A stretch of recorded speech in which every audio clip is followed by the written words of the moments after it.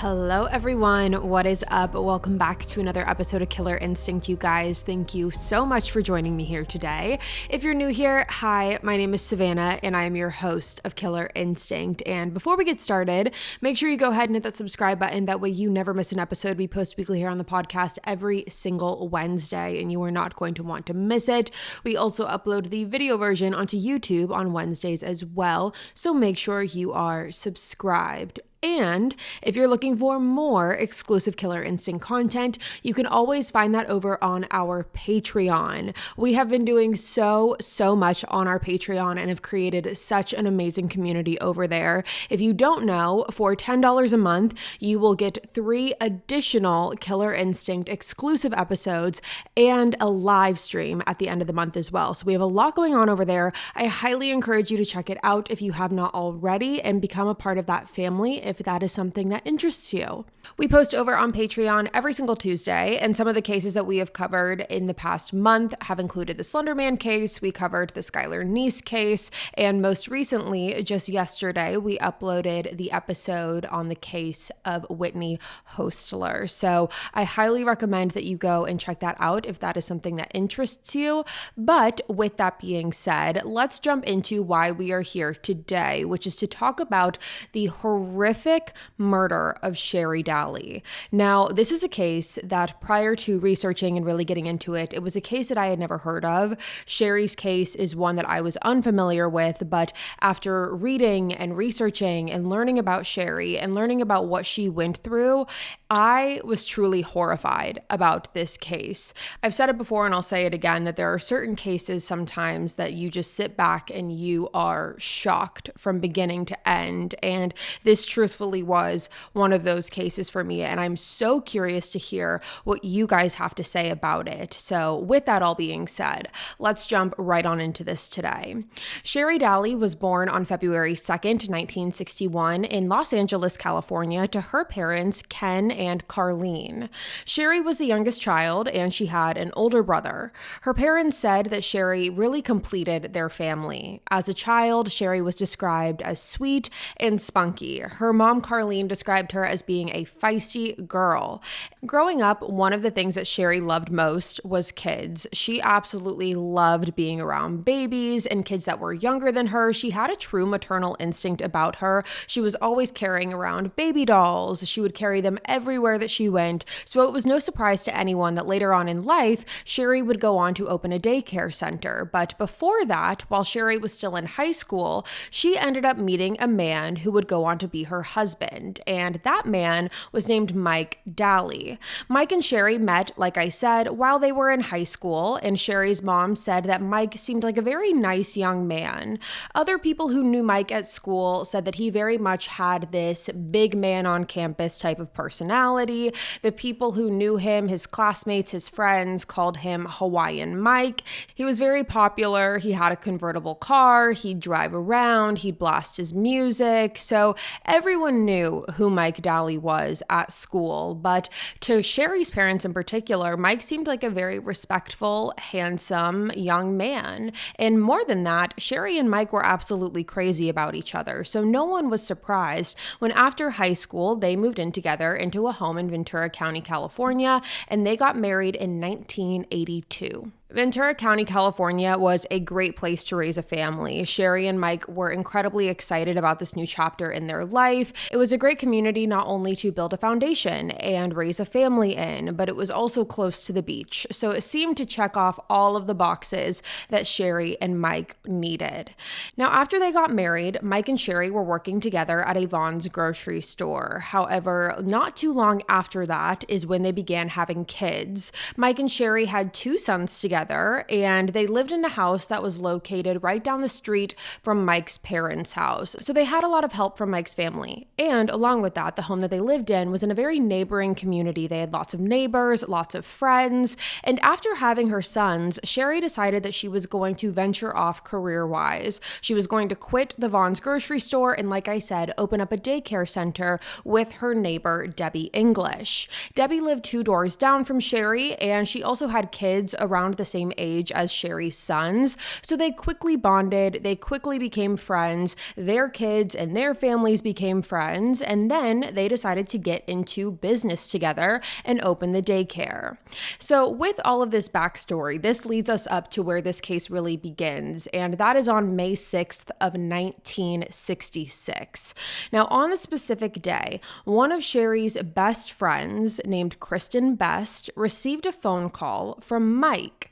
Now, Mike had called Kristen because he said that he was worried. Sherri had not picked up their sons from daycare like she typically would, and knowing how responsible Sherri was, knowing how punctual she was, it definitely seemed unlike Sherri that she would either forget or just not pick up her kids from school one day. It just was not her. So because of this, Mike grew worried and he called Kristen. He called Kristen in a frantic panic, asking if she had heard from Sherri, but Kristen said that she hadn't.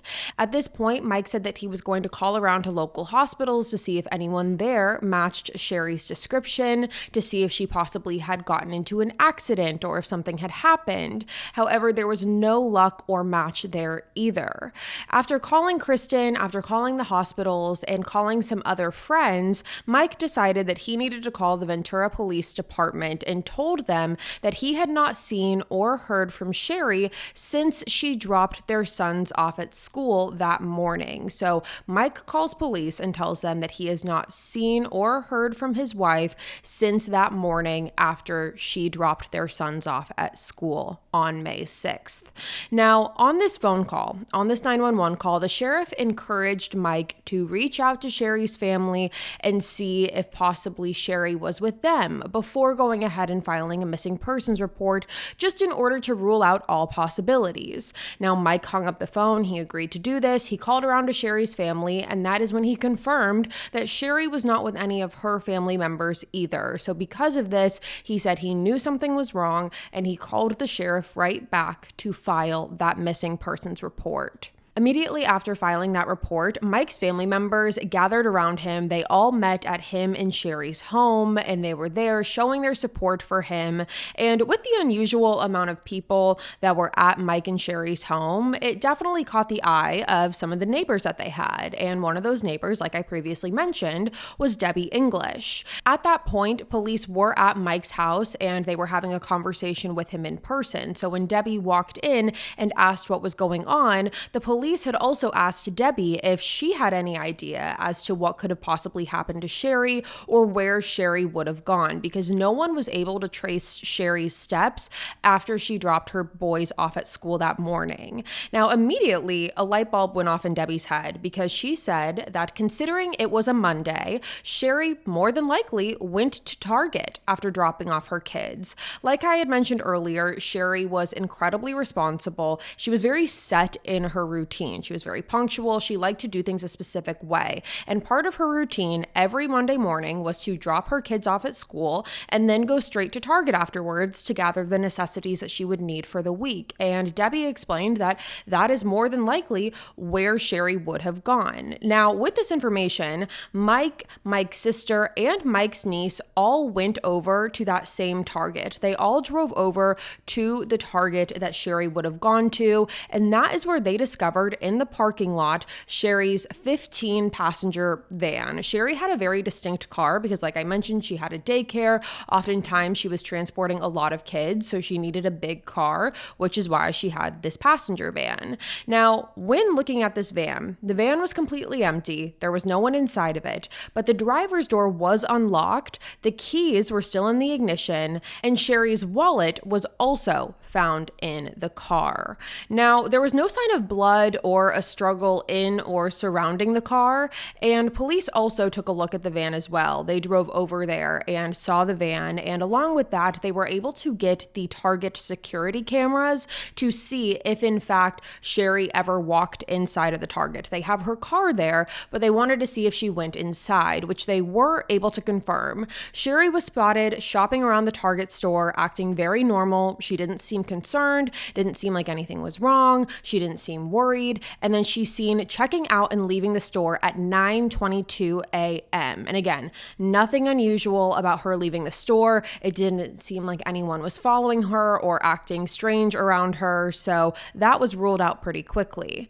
So with all of this information, police are able to assume that something happened to Sherri. No one's able to get in contact with her. Her car is found in the Target parking lot. She is last seen at the Target. There's things that are piecing together that just aren't making sense, and police are starting to worry for Sherri's well-being and worry that she was possibly abducted.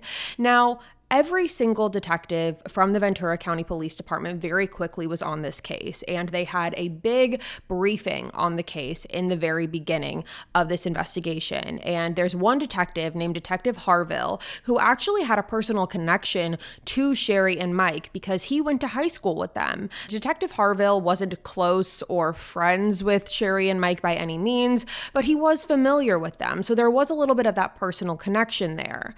Now, while all the deputies and detectives were getting briefed on the case, this is when detectives learned something very interesting that completely changed the course of this investigation. Now, one of the female deputies that was sitting in on this briefing had pointed out that her sister, so this deputy's sister, was also at the same Target that morning around the same time that Sherri was there. And this female deputy had said that her sister had told her something pretty interesting. The deputy said that there was some sort of commotion happening outside in the Target parking lot. According to the sister, she said that while she was walking to her own car, she watched as an unmarked car pulled up to Sherri's van. And remember, Sherri did not have a typical car. It was very distinct. She was able to recognize Sherri's vehicle, having Sherri's 15-passenger van. It stood out to her. So she remembered seeing that. And she also remembered an unmarked car pulling up to Sherri as Sherri was trying to get into her car. And again, at first, the sister did not know that this was Sherri, but after seeing the pictures of her on the flyers and through the media, she was able to confirm that this was Sherri. So she sees an unmarked car pull up next to Sherri while Sherri is trying to get into her car, but instead, whoever was driving this unmarked vehicle got out of the car, walked up to Sherri, and arrested her. The sister said that she saw as Sherri was put in handcuffs and put into the back of this unmarked car and driven away. Now, the sister also remembered this because this is not something that you see every day. This is not a normal occurrence. This isn't something that's casual. Seeing someone get arrested in the Target parking lot and just the sequence of events that unfolded through it definitely stood out to her. And according to the sister, like I said, she was able to identify through seeing a picture of Sherri that was in fact Sherri getting arrested in the Target parking lot. So with this, even though this was all very confusing, police did have a little bit of hope when they learned this. And they didn't just take the one sister's word for it, by the way. They also went and spoke to other witnesses who were in the parking lot at the time who confirmed the same account that the deputy's sister did. So there are multiple people now saying that they watched as Sherri got arrested in this parking lot and was placed in the back of an unmarked vehicle. Now, the people who watched as Sherri got arrested said that the person that was arresting her was actually a blonde-haired woman. So Sherri got arrested by a blonde-haired woman, got put into the back of this car, and was driven off. Now, like I said, police did have a little bit of hope when they initially heard this. They had some questions, but there was a little bit of hope because they figured that if Sherri was arrested, if something actually happened like that, if she had gotten arrested, if she had gotten in trouble with the law, the police would be able to figure that out. They would be able to look her name up in the system, talk to the other departments in the surrounding areas to see if they have her reported into the system.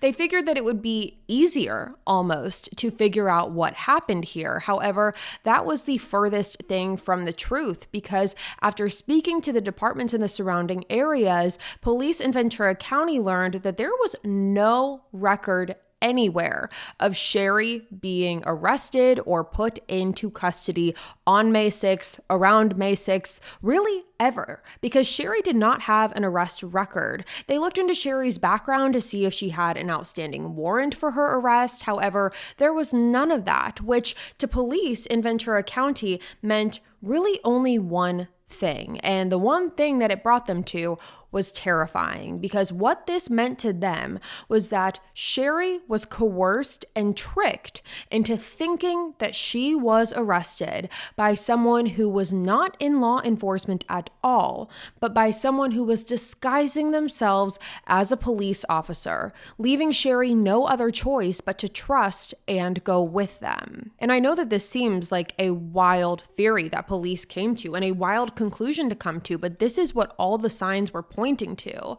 And when police dug a little bit deeper into this conclusion, there were things about this supposed arrest that took place that just quite simply did not make sense.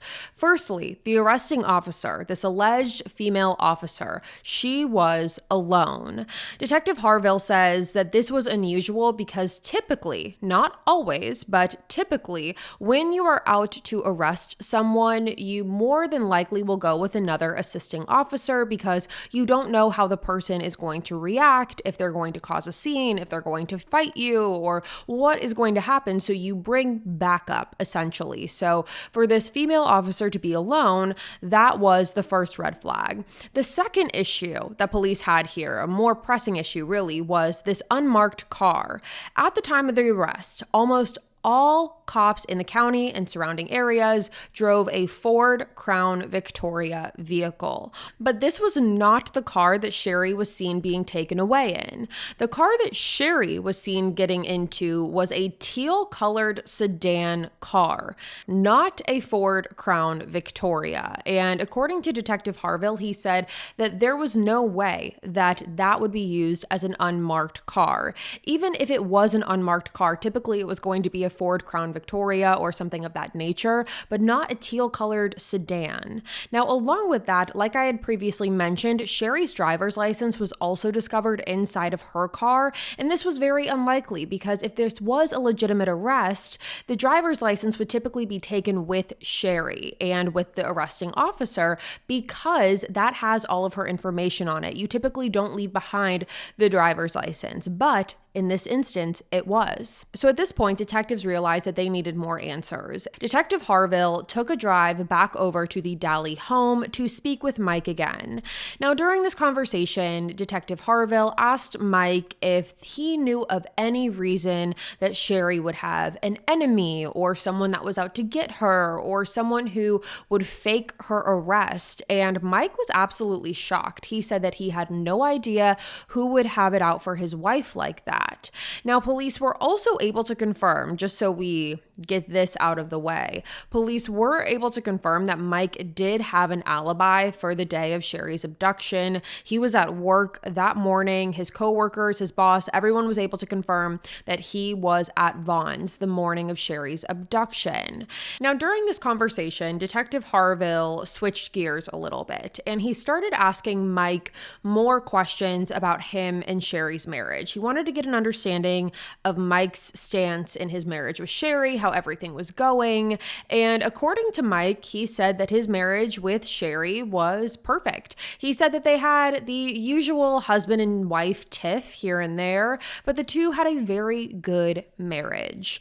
Now, at this point in this conversation, the detectives very bluntly just told Mike that at the point that they were at in the investigation, they were going to be working from the inside out, meaning they were going to be working and looking closely at the people that were closest to Sherri and working their way outward from there. And the person that would be closest to Sherri is Mike. And that is what police were relaying to him at the time. And they essentially told him that if there was anything that he wanted to get out of the way, anything that deputies should know, anything that he wanted to tell them before they figured it out for themselves, this would be the time to do so. And this is when Mike decides to disclose some very pivotal information to police. This is very, very important information that he disclosed to authorities because at this point in the conversation, Mike states that he actually did have something to share with them. And that was the fact that even though he was married to Sherri,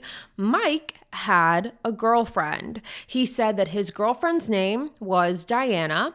However, he did not know her last name. At the end of a long day, everyone deserves some time for themselves, time to unwind and just have some you time. And lately for me, that time has been spent playing my favorite game, June's Journey. June's Journey is a hidden object mystery game that completely immerses you in a captivating detective story set against the glamorous backdrop of the 1920s. With a diverse cast of characters, each scene unfolds a gripping murder mystery as the protagonist, June Parker, embarks on a quest to solve her sister's murder and uncover her family's long-buried secrets. The game is always full of activity. You get to progress through the story to unlock new chapters or participate in events to win exciting in-game awards. You can personalize, renovate, and repair your mansion and garden island inside the game. And you get to be in control of how you play, whether that's solo or you can join a club for special competitions.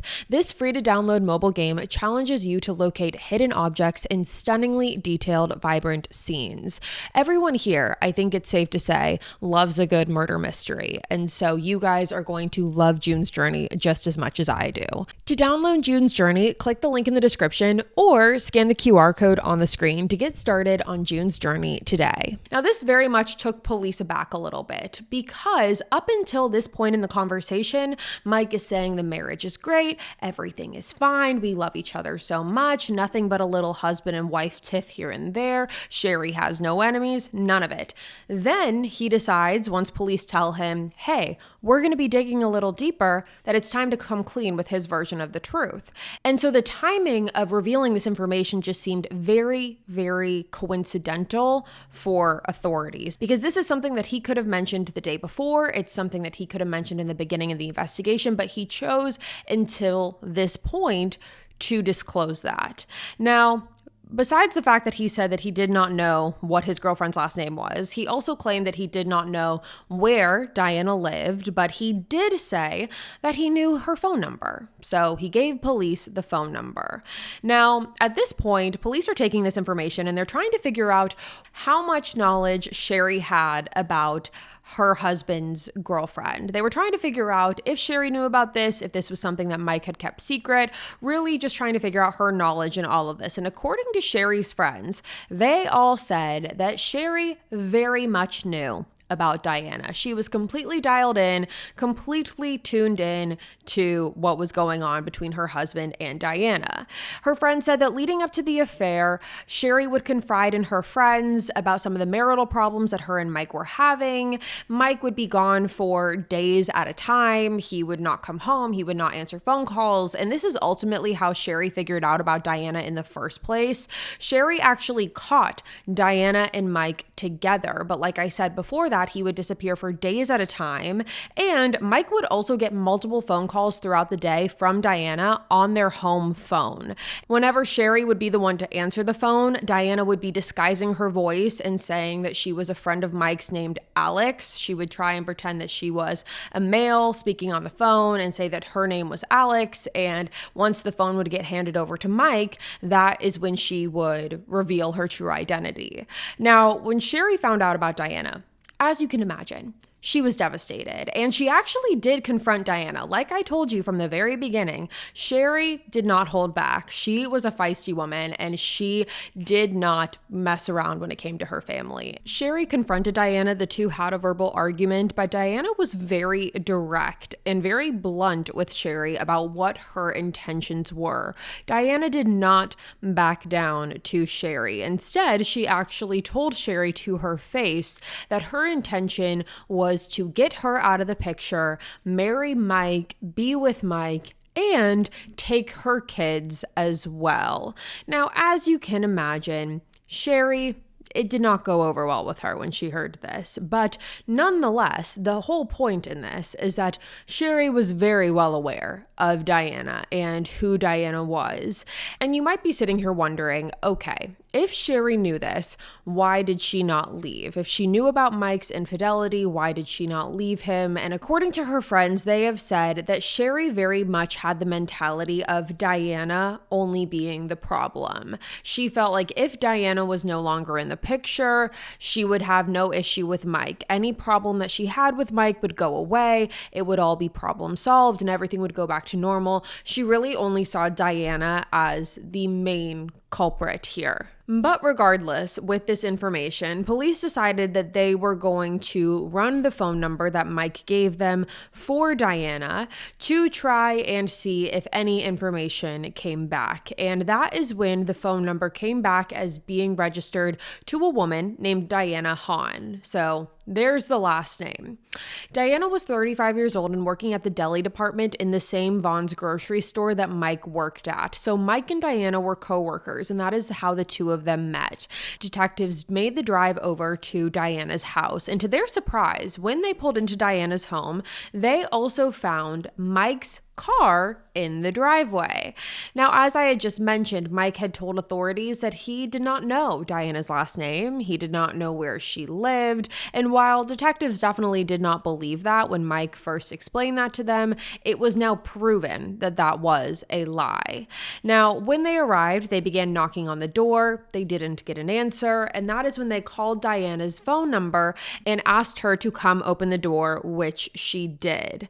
Now, there were many things unsettling about this whole situation. For authorities, it was unsettling that yes, Mike said that he did not know where his girlfriend lived and now he's at his girlfriend's house. But even more than that, Mike's wife is missing. Mike's wife is nowhere to be found. No one knows what happened to Mike's wife. And instead of getting involved in the investigation or going to search parties or really doing anything else, he is with his mistress, the woman he's having an affair with. That is where his priorities were lying at this point in the investigation, and that was alarming for authorities.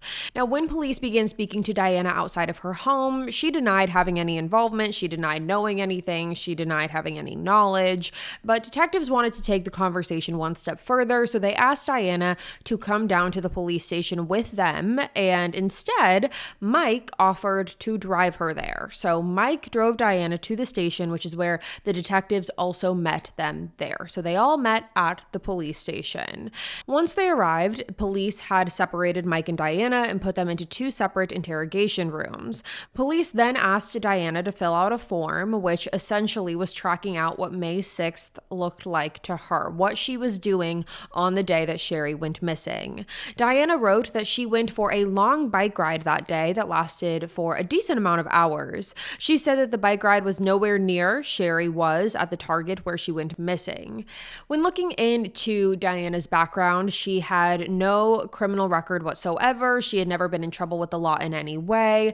Diana was very open with authorities, saying that she knew that Mike was married, she knew that he had kids, but she didn't care. That was the end of it. She didn't care. She just wanted to be with Mike. She also said that she knew that Sherri very much knew of her and that the two of them had face-to-face interactions before.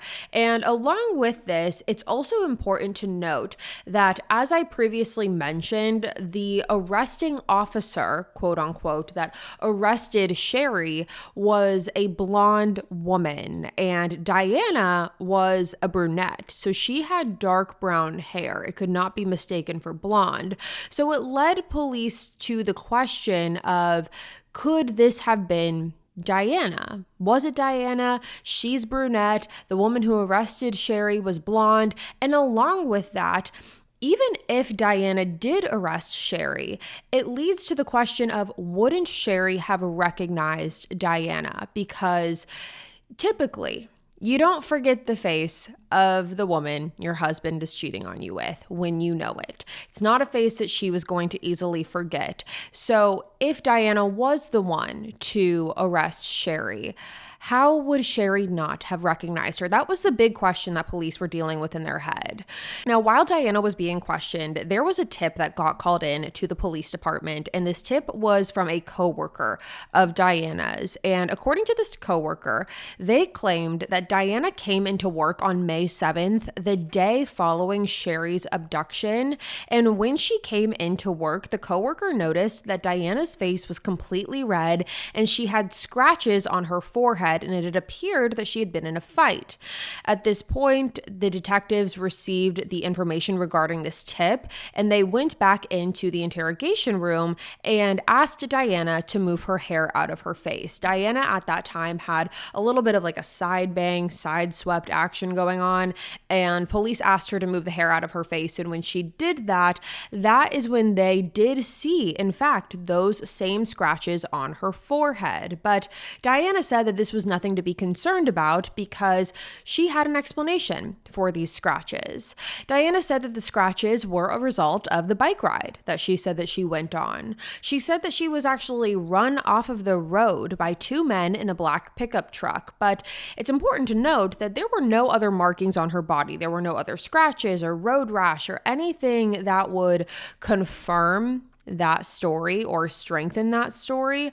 And so because of that, police had their suspicions. The suspicion against Diana was growing at a very rapid pace, but because there was very little evidence against her at that point, really other than just plain suspicion, police had to let Diana go. Now, at this point, police's next mission was to track down the car that Sherri was seen being put into the back of on the day of her abduction. Now, like I had previously mentioned, this car was a teal-colored sedan. Diana did not have a teal-colored sedan, and neither did Mike or anyone else that Sherri knew for that matter. So police are really starting from scratch regarding this car. And so what they decide to do is, now knowing that no one that Sherri knows has this vehicle, they are able to theorize that whoever was driving this car more than likely rented it. So with that being said, they then decided to go to rental car businesses and see if anyone had rented a teal colored sedan. And to do that, they started at the airport. They went to all of the rental car stations. They went to Hertz, and then they landed on Budget.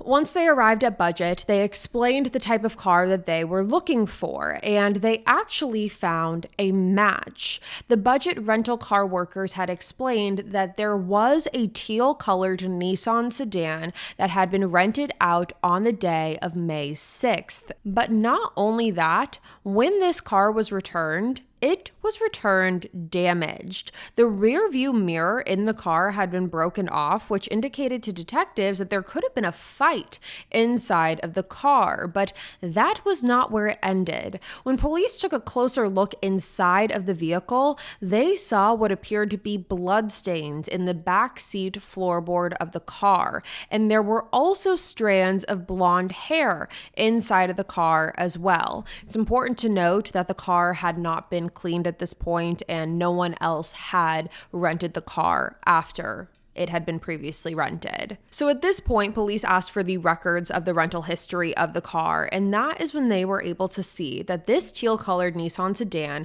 had been rented for 3 days. It was rented from the 5th through the 7th. And what they learned is that this car was rented out by none other than Diana Hahn. Diana's name was all over the rental contract. She signed the contract. She initialed it in about 5 different places. There was no mistaking that Diana Hahn was the one who took out and rented this specific car. So with this, it was now time for detectives to have another conversation with Diana. And when they did, and they sat down with her and they approached her with the information that they had about the rental car, she claimed she had no idea about it. She said that she had never seen the car before. She said she had no idea why The rental car would be in her name. She completely denied ever renting it. She said, why would I rent a car? I have a car, the whole thing. She was denying it from start to finish, but the evidence at that point did not lie. And so because of it, police read Diana her Miranda rights. Now, at this point, Diana had still not asked for a lawyer, so police kept on talking to her. They continued the conversation after reading her Miranda rights. Diana did not seem shocked when police told her that she was going to be placed under arrest for Sherri's murder. She didn't seem taken aback. She didn't seem confused. She just seemed very quiet, and she really was not saying much to authorities. And the detectives really tried to encourage her to do the right thing, tell them what she knew, and really give up whatever it is that she was hiding. But she denied it all and claimed that she had no idea what happened to Sherri. Now, on the way out of this interrogation, detectives did ask Diana if they could take her purse. And mind you, Diana was not under any warrant to have to give her purse to authorities, but because they asked, she really just handed the purse over to them, giving them full access to it and to look inside of it. And when detectives went through the purse, they made multiple discoveries. In Diana's wallet, there was a picture of Mike, Diana, and Mike and Sherri's sons. The picture itself was a very eerie image because it really painted this picture that Diana just wanted to replace Sherri. Diana was obsessed with the idea of becoming Sherri. She was obsessed with the idea of being Mike's wife. She was obsessed with the idea of being the stepmom of Sherri's children, but it seemed like she even wanted to be more than that. It seemed like she wanted to be the kids' primary caretaker, the primary mother, which she would never be to them. It seemed like she had grown this obsession over Sherri, really. Now, police did approach Diana about this picture. They asked her about the picture, and for her, she defended it, saying that it was Christmas Eve. She was with Mike and the boys, and they took a picture together. She liked the picture. She put it in her wallet. Police definitely gave her backlash for it and were asking her questions like, what kind of woman would do something like this? What kind of woman would insert herself into a family like this? And really tried to break her down and get her to crack, but she wasn't cracking. But that was not the only thing that they discovered in the purse, because inside of the purse, police also found a piece of paper with all of Sherri's banking information on the paper. And police confronted her about it. And Diana said that the paper was primarily for Mike. She went on to say that Mike was having financial problems and he had gotten a hold of Sherri's banking information, and he had asked Diana to call the bank and impersonate Sherri to try and get money out of Sherri's account to send it to Mike. Now, in terms of just other information about Diana in general, once word got around that Diana was speaking to authorities, multiple coworkers of hers came forward stating that oftentimes Diana spoke about how she practiced witchcraft, but even more than that, she stated that she had wanted to perform a human sacrifice. And she actually did not deny that when police confronted her with that. They asked her if it was true, and she stated that those weren't the exact words that she used, but was alluding to the fact that this statement in and of itself held true. Now, with this information, this led police to question if that's exactly what happened here. Did Diana perform a human sacrifice on Sherri for the sake of Mike and her relationship? But the bigger question to police was, what about Mike in all of this? Where did he stand throughout all of this, throughout his wife's abduction, throughout the investigation? Did Mike know about this? Did Diana act alone? This is what police wanted to find out next. All signs were pointing to Diana having involvement in this. All signs were pointing to her being the one who abducted Sherri. It just more so was trying to fit the pieces of the puzzle together. Now, during this specific interview with Diana, when she was read her Miranda rights, Mike was actually at the police station. He was just in a separate room. And the detectives did allow Mike and Diana to speak for a short period of time, and this was all recorded. There were cameras in this interrogation room, and detectives described this interaction as Diana almost being under a spell by Mike. She was completely under a trance when he walked in. Mike kept telling Diana in this conversation to be honest, but also consistently said that she had nothing to do with it and that she had nothing to hide because she had had nothing to do with it. And after detectives told Mike to leave the room, they did try and make more leeway in the investigation and in this conversation, but nothing was working. Diana wasn't budging her story, so ultimately the interview was over and Diana was arrested. But only several days later, Diana was released from jail because the DA said that there was not enough evidence to prove that she was guilty of this. So, like I said, she was released. And at this point, the community, the public, the media, everyone was talking about this case. And when Diana got released from jail, it was a media circus outside of the county jail. So everyone at this point was getting a glimpse, a picture, a video of Diana on their TV, on the news. And while some may have viewed Diana being released from jail at this time as a setback in the investigation, it was actually the complete opposite, and it turned out to be exactly what this investigation needed. Because when Diana's face was put all over the local news, there was a woman who came forward and claimed that she recognized Diana. She said that when she saw Diana on the news, she immediately knew who she was because she said that Diana had actually come into her store not too long prior to this. Now, you might be asking, where did this woman work? Well, this specific woman worked at a wigs and beauty supply store. The woman went on to say that Diana was in her store and that she purchased a blonde wig. And the woman even told police that she remembered Diana having a family photo in her wallet because she remembered seeing it when Diana was checking out and purchasing the blonde wig. Now this, when authorities heard it, it solved the question of how and why Sherri would not have recognized Diana when Diana was arresting her, because Diana had completely disguised herself. Police said that when they were looking through Diana's home, they found multiple photos of Diana hanging on the walls from previous photo shoots she had done. She had wanted to be a model at some point in her life, and she had done these photo shoots, and she had been in different wigs and styles, and police said that in some of these photos, they couldn't even recognize Diana in certain shots. So they thought that it was very possible, if Diana completely disguised herself using a blonde wig and makeup, that Sherri may not have recognized her in that moment.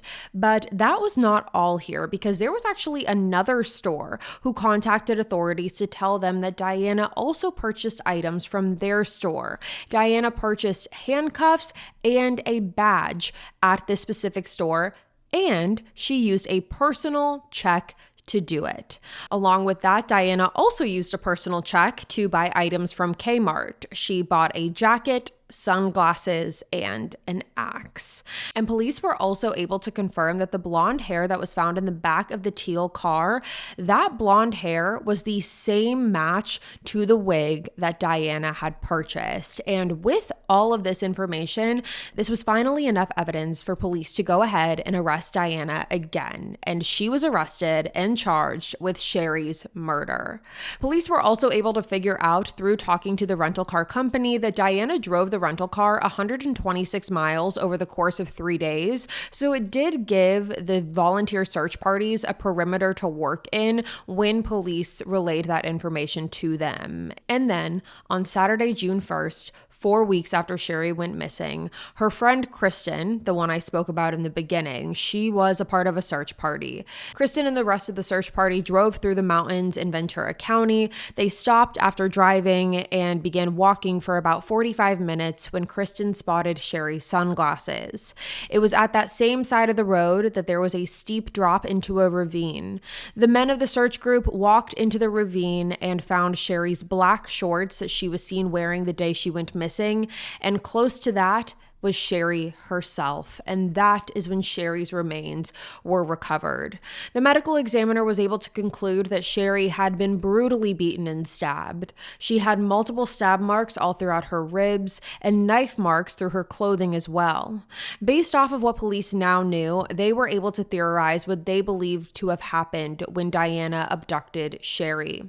They believed that once Sherri had gotten to her car in the Target parking lot after leaving the store, Diana, who was there waiting for her, pulled up behind her and pretended to arrest Sherri. And like I said, Sherri, just trusting that this is what was happening, went with the woman arresting her, who we now know was Diana.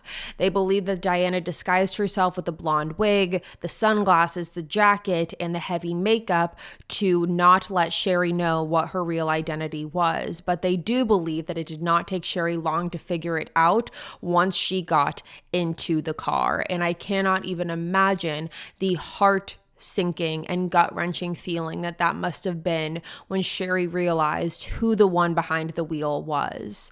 Now, police believe that Sherri found this out and things began to click with Sherri, figuring out that Diana was driving the car just within the parking lot. They believe that all of this happened within the parameters of the Target parking lot. It was a very large parking lot. They believe that Sherri figured it out, and when she did, she put up a fight for her life, which is what resulted in the scratch marks on Diana's forehead.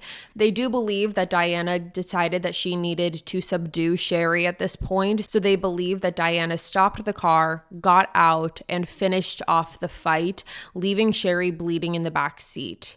They then believe that Diana drove Sherri's remains out to where her body was later recovered.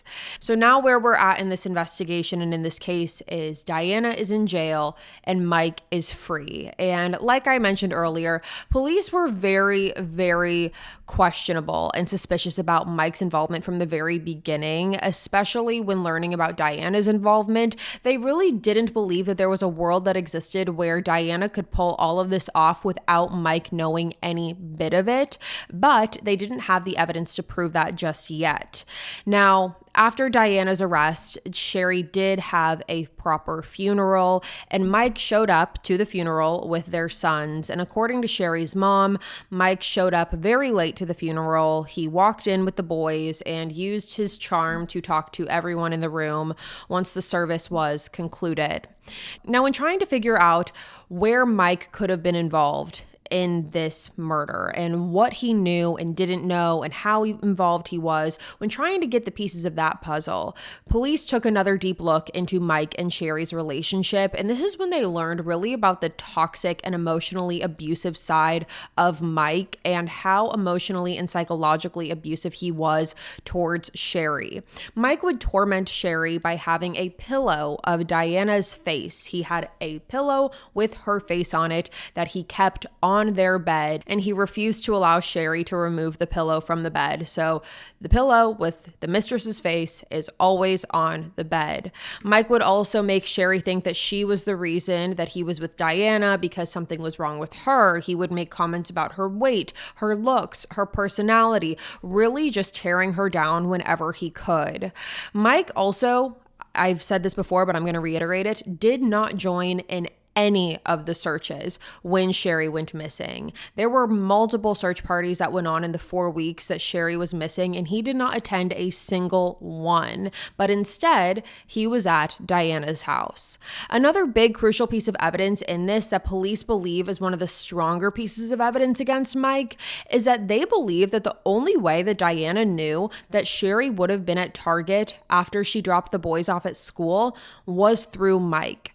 Diana would not have known that unless Mike had told her what Sherri's routine was. The only way she would have known is through Mike telling her. So because of that, police felt very confident that Mike was the one who relayed that information to Diana. And on November 15th, 1996, 6 months after Sherri went missing and taking a deep dive into Mike's life, Mike was also arrested and charged in his wife's murder. So now it was time for Diana to go to trial. Mike and Diana had 2 separate trials, and Diana's was first. The defense painted Diana as a woman who was under the thumb of Mike. They painted her as someone who was also a victim, someone who was also coerced by Mike, but they claimed that she did not kill Sherri. And they actually had a very unique reason for why they believe that Diana did not do this. And that reasoning was because Diana was a vegetarian. They said that Diana was a vegetarian, so she would not have it in her heart to kill Sherri. Yes, that was their reasoning. The prosecution, on the other hand, painted a picture of an obsessed woman who would do anything to take Sherri's place. They said that Diana wanted to give Mike a human sacrifice, which was Sherri. They painted the picture of Diana wanting to be Sherri so badly and wanting to take that place and wanting to be with Mike that she had to get rid of Sherri in order to do so. And in order to get rid of her for good, she had to kill her. Now, after the trial, the jury deliberated for 5 days before finding Diana guilty of murder, kidnapping, and conspiracy, and sentenced her to life in prison without the possibility of parole. Several months later, Mike went to trial. During Mike's trial, the jury learned much more about him than they originally anticipated and what I have even told you up until this point. The jury learned that Mike had a whole secret third life that he was hiding from everyone. His secret second life was with Diana, but he also had a secret third life that involved him being involved in heavy drugs and hiring sex workers. Now, Mike had treated the drug dealers and the sex workers so badly that both were willing to testify against him in trial. That is crazy. We don't see that very often. Now, both testified that Mike was a horrible person and had treated them horribly, and that they had very bad experiences with Mike. Now, one sex worker even spoke about an interaction that she had with Mike while Sherri was still missing. She claimed that on one night, Mike drove her out to the same location where Sherri's remains were later found, yet she obviously didn't know that at that time. But it's hard to believe that Mike didn't either. It's also hard to believe that Mike is hiring a sex worker while his wife is missing and he has a girlfriend, but I digress. Along with that, there was another coworker of Mike's named Sally who testified. Sally said that she and Mike had an affair before him and Diana got together, and according to Sally, she said that Mike had actually point blank asked her to kill Sherri, and the details were eerily similar. He told Sally that he wanted Sherri to feel pain, he wanted her to be tortured, he wanted her to be stabbed, and then he wanted her to be tossed off a cliff. And I say eerie because that is quite literally the exact same thing that ended up happening to Sherri. Now, after 4 days of deliberations, the jury came back and said that they found Mike guilty of the murder of Sherri. Mike was sentenced to life in prison without the possibility of parole. Now, since this has all taken place, both Diana and Mike have since claimed that they have had nothing to do with the murder. They both have pointed the finger at each other in this scenario. Mike says that he knows that Diana killed Sherri, but he had nothing to do with it, while Diana says that she had nothing to do with it and thinks that Mike hired someone to kill his wife. But I'm going to leave that question up to you. Let me know in the comments below what you think happened here. Do you believe Diana and Mike put together this whole murder together? Do you believe this was Mike individually? Do you think that this was Diana individually?